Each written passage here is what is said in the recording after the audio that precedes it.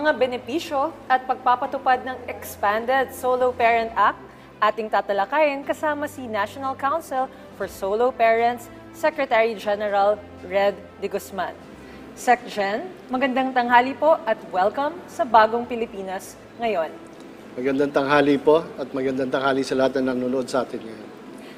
Bago natin pag-usapan ng mga benepisyo at ilan sa mga tanong ng ating mga kababayan, para mas maunawaan ng mga solo parents na nakatutok sa atin ngayon, ano-ano po ba yung 6 na categories ng solo parent na covered nitong Expanded Solo Parent Act? Well, normally kasi pag sinabing solo parent, ang usual na nagiging ng mga tao is namatay yung asawa. Pero this is only one of the categories, Kasi pumapasok din dito yung mga naging victims of rape, tapos yung mga nakakulong ang asawa for at least 3 months, ay nagiging solo parents din basta nasa kanila yung mga anak. Ngayon, kung ang asawa mo naman ay person with disability at hindi na niya kayang gampanan yung kanyang parental responsibilities, pwede ka na rin na mag-apply as a solo parent. So, hindi automatic na dapat walang asawa, So, aside from that, syempre yung mga dumaan sa annulment, na nullify na yung marriage, as long as nasa kanila yung anak nila na 22 years old and below, ay qualified din sila to become a solo parent. And of course, nandiyan yung ating mga abandoned and yung mga de facto separated since wala pang divorce sa Philippines. Once sila ay naghiwalay na for at least 6 months, they can also be qualified as a solo parent. Ngayon, dahil nasa family code din naman natin, na kung wala yung magulang, ay may mga pwedeng tumayo. So, yung mga family members up to 4th civil degree of consanguinity and affinity, they can also qualify basta sila na yung nag-assume ng parental responsibility. And nadagdagan din kasi yan, pati ngayon yung mga asawa or kamag-anak ng ating mga OFWs na low or semi-skilled, they can also now qualify as a solo parent as long as may 1 year na abroad yung OFW at yung naiwan dito na mag-a-apply as a solo parent ay kumikita ng less than 250,000 pesos a year. And yung isa sa bago din na category is yung pregnant woman. Dati kasi hindi kasama, kailangan mga anak muna. So ngayon, kahit buntis pa lang at merong medical records na nagpapatunay na siya ay buntis, she can already apply basta siya lang yung nagtataguyod doon sa bata. And yung mga unmarried natin na mga kababaihan at kalalakihan din, kasi kung iniwan sa kanila yung anak, sila ay pwede rin na pumasok as a solo parent. Ayan. So, lumawak na po yung sakop ng mga solo parents po natin. Magandang balita po yan, para sa kanila. Ngayon, ilan po yung mga ganitong klase ng solo parents? Gaano na po ba karami ang mga solo parent members sa ngayon? Well, nung nag-start kasi, yung Republic Act 8972 nung year 2000, 3 milyon lang yung naitalaga nila as a solo parent. Pero base doon sa aming technical working group ng Republic Act 11861, itong Expanded Solo Parents Welfare Act, ang sinasabi ng DSWD ay merong 17 million na solo parents, 14 million dito ang kababaihan, at 3 million ang kalalakihan. Section, maaari niyo po bang ibahagi sa amin ang ilan sa mga karagdagang benepisyo at programa na maaaring matanggap at mapakinabangan ng mga qualified solo parents sa bansa? Yes, magandang balita kasi yung mga dating benefits nila mas lalo pang luminaw at lumawak nga dito sa expanded. And dati kasi ang sinasabi lang ay may educational assistance. Pero dito ngayon, nililinaw na isang anak ng solo parent will be a full scholar of the national government from the start ng pag-aaral hanggang makatapos siya ng college or vocational studies. Ngayon, kung more than one ang anak ni solo parent, the rest of the children ay magiging priority sa ating ibang mga educational assistance program kagaya ng access to tertiary education, ganyan, So, malaking bagay yan kasi isa yan sa pinakamalaking problema ng solo parents, yung pagpapatapos ng kanilang mga anak. And ngayon, yung ating mga solo parents na minimum wage earners and below, kasama yung walang trabaho, they are also qualified now para doon sa 1,000 pesos monthly subsidy. Hindi lang kasama dito yung mga members ng 4Ps natin dahil may tinatanggap na sila. No? Pero ito ay malaking tulong. At least kahit paano ay ma-offset yung mga gastos nila. And at the same time, dahil nung pandemic, nagkaroon tayo nung tinatawag na SAP, yung Social Amelioration Program. At isa sa beneficiaries nito ay yung mga solo parents. So dito sa Expanded Solo Parents Welfare Act, meron ng built-in na manggagaling ang pondo doon sa calamity fund ng ating mga local government units. So anytime na may pandemya, kalamidad, or whatever threats yan sa ang solo parents automatic would receive food, medicines, and in case nagkaroon bagyo, halimbawa, nasira yung bahay ni solo parents, the solo parent will also receive financial assistance para maipa-repair yung kanyang bahay. And isa sa pinakamaganda for working and non-working solo parents, yung automatic na membership sa PhilHealth. Kasi syempre, pag nagkasakit ka, problema ka agad yan. And yung PhilHealth program ng ating gobyerno ay napakalaking tulong. So, ngayon, lahat ng solo parents ay automatic members of PhilHealth. Kung ikaw naman ay working solo parent, yung portion na binabayaran mo would now be shouldered by the national government. So, hindi na kakaltasan. So, as soon as PhilHealth releases yung guidelines, kasi medyo may konti lang kailangan adjustment kasi doon sa PhilHealth law, 21 years old and below lang ang dependent na kinikilala. Dito sa Expanded Solo Parents Welfare Act, 22 years old pababa ang anak ng solo parent. So, kailangan ma-cover din yung mga 22 years old and below.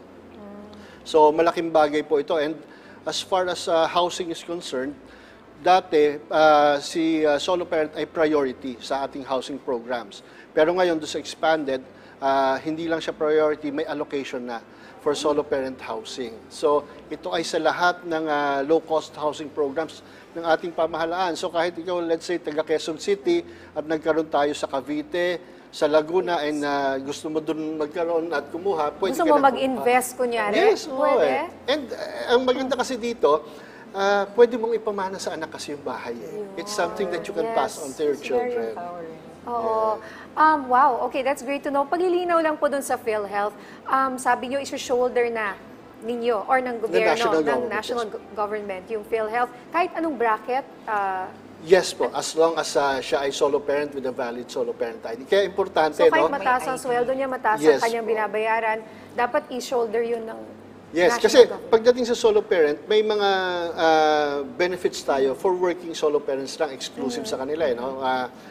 Yung protection against discrimination, tapos kasi nga kasama na yung mga pregnant women, yung pagkakaroon ng mga breastfeeding stations sa opisina, tapos kailangan magkaroon na rin ng mga child minding centers sa ating mga offices, both government and private, tapos yung flexible work schedule for working solo parents, at saka yung 7 days parental leave with pay. So ito ay kasama ang lahat ng solo parent, kahit yung mga kasambahay natin ay entitled dito sa 7 days parental leave nito. In addition to the Yes, in addition to the 15 days, di ba? Yes, yung sick leave, vacation leave, at saka kahit may, let's say, may productivity leave, yung office nila, it is not taken as compliance to sa 7 days parental leave. May additional may additional sila. pa rin si Meron solo talaga. parent. Hindi niya, alam mo, sa part ng sa labor, yun nga, nag-grant ng leaves. Yung nasa private practice ako, karamihan ng kaso na hinahandle namin, nadi-dismiss kasi yung employee dahil ang daming leaves. Pag tinatanong ko, bakit kami mga leaves? Sabi niya, kasi yung anak ko, solo parent lang ako. But with this program, at least matutugunan na natin yon and magiging empowered palalo ang mga employees. Exactly po, Yusek. Kasi maraming solo parents are capable of working, pero they are forced to resign kasi nga, mangyayari, ibabayad lang niya doon sa mag-aalaga ng anak yung sweldo niya. Totoo yan, totoo Yes yan. po. Opo, tapos ganun din, di mag-quit ka na lang, pero ang Correct. problema, saan ka naman kukuha Exactly, ng pantustos? So maganda na mas understanding yung Yes ating po. mga kumpanya kasi mahirap ako, magulang ako, buti na lang may asawa pa ako. I mean, hindi naman ako solo parent, but it's still a struggle I understand for many of the parents. Kung ikaw meron ka ng asawa, how much more kung wala ka Correct, asawa? So you really need all the help and the support Yes po. para po sa mga solo and parents it should natin. be understood din po na the law kasi is not intended naman talaga for the solo parent. It's a way to empower yung ating solo parents and offset yung absentee parent para yung mga anak po ay mapalaki ng maayos at mabigyan sila ng kakayahan na palakihan at bigyan ng magandang kinabukasan yung kanilang mga anak. That's the intention of the law kasi. Yes. Can I just add po, I have one more question. Kung OFW, for example, yung solo parent, siya yung umalis. Sabi niyo kanina, kunyari, yung husband or wife, 1 year, more than 1 year, bibigyan. Yes. Pero paano kung, yun nga, single parent siya, nag-abroad siya, ang nag-alaga si lola, si tita, meron po bang makukuha yung nag-aalaga? Yes, maganda yan. Kasi kagaya halimbawa yung case ni Mary Jane Veloso na very sensational. Yes. Mary Jane Veloso is a solo parent. So siya yung mismo solo parent at nag-OFW siya. So ngayon, kaya sinasabi ng batas natin, kung sino yung nagpe-perform ngayon ng parental duties, siya yung pwedeng bigyan ng mga benefits para yung bata makuha pa rin niya kung ano yung binibigay ng batas natin. Whether it's your lola, your Yes, tita. ang maganda dito, if let's say si Lola is a senior citizen Opo, and meron siyang mga benefits na sa senior citizen, hindi mawawala yung benefits sa senior citizen, makukuha niya yung benefit na sa senior citizen, and makukuha niya yung benefit of a solo parent. Alright. Yes, you mentioned po yung pakikipagtulungan na dapat ng mga LGU po natin. So, kumusta naman po yung pagtugon ng mga local government units sa pagbibigay po ng benepisyo sa ilalim nga nitong Expanded Solo Parents Act? Ano po ba yung mga benepisyo dapat nilang ibigay? Alam ko isa dyan yung 1,000. Yes, opo. Actually, karamihan po ng ating mga benefits ay LGU-centric. Kasi dahil na rin doon sa ating local government code, kasi kung titignan natin, yung social services, education, housing, medical care, lahat po ito ay devolved services ng ating, sa ating local government unit. So, kahit in-identify, let's say, si NHA as the lead agency for the housing program, devolved siya kay LGU, so si LGU pa rin ang nagbibigay ng pabahay. So, nagtutulungan lang sa NHA and ang ating LGU for the delivery of the services. So, ngayon, medyo, kasi alanganin yung pagkakapasa ng batas tapos na yung budget hearing. So, ngayon, we're expecting by 2024 this year, magkakaroon na ng full implementation ang ating mga LGUs. Kasi naglabas na rin ang local memorandum ang Department of Budget and Management na kailangan isama sa kanilang 2024 local budget itong mga benefit programs ng ating solo parents. And even the BIR, last year, sinabi nila na pwede nang i-implement.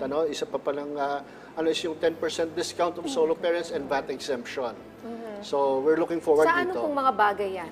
Ito, Baka magka-confusion na naman tayo. yes, oo. Ito, so ngayon si solo parent, aside from the ID, ay kailangan niya ng kanyang booklet for the discount. Pero this one now, ngayon, kung ikaw ay solo parent na kumikita ng 250,000 pesos pababa and may anak ka na 6 years old and below, ikaw lang muna ang magko-qualify.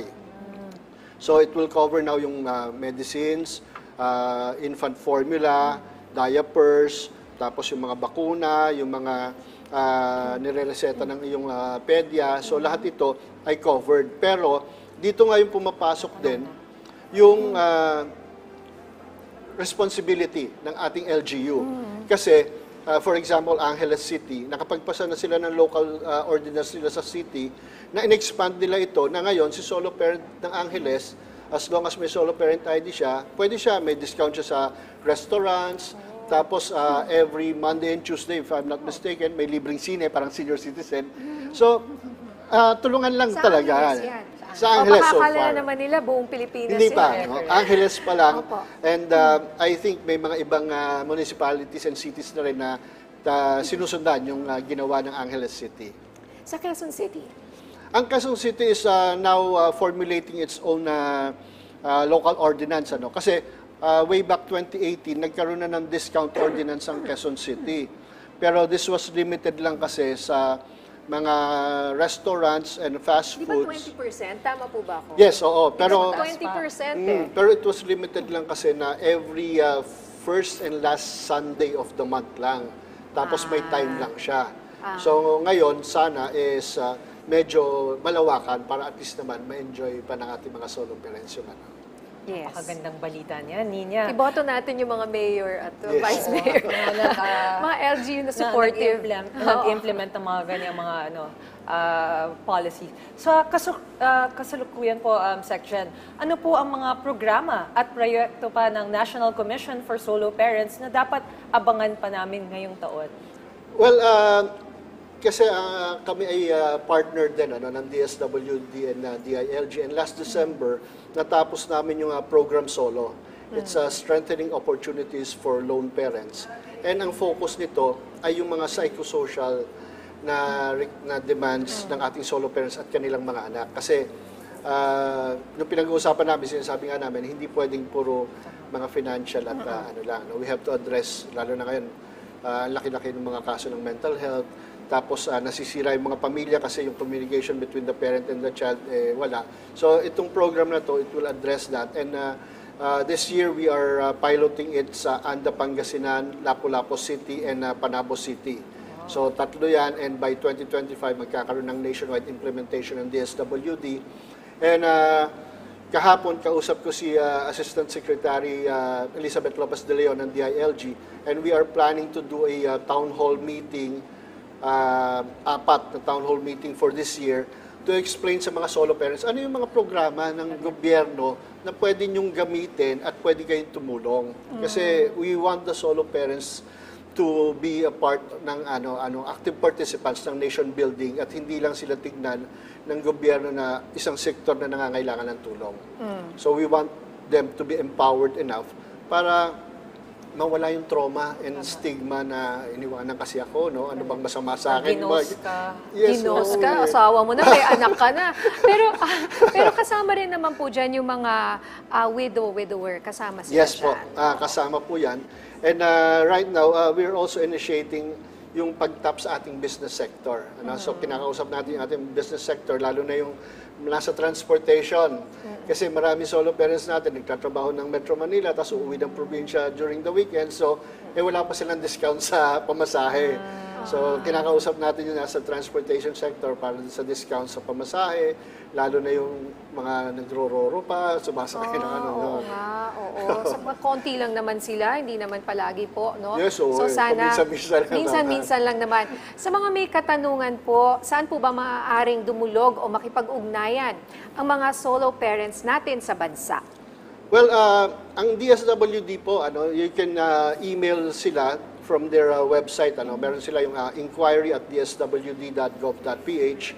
And pwede rin po kayong mag-iwan doon sa DILG sa website ng DILG para doon sa mga issues naman regarding doon sa implementation sa ating barangay, sa ating LGUs. And sa amin naman po, you can find us sa Facebook namin, sa Facebook page, National Council for Solo Parents. In case na, kasi ang ginagawa rin namin is, may mga lugar pa kasi hindi naka-organize. So we help solo parents to organize and to create yung programs na pwede nila magawa doon sa lugar nila mismo. Alright. Okay.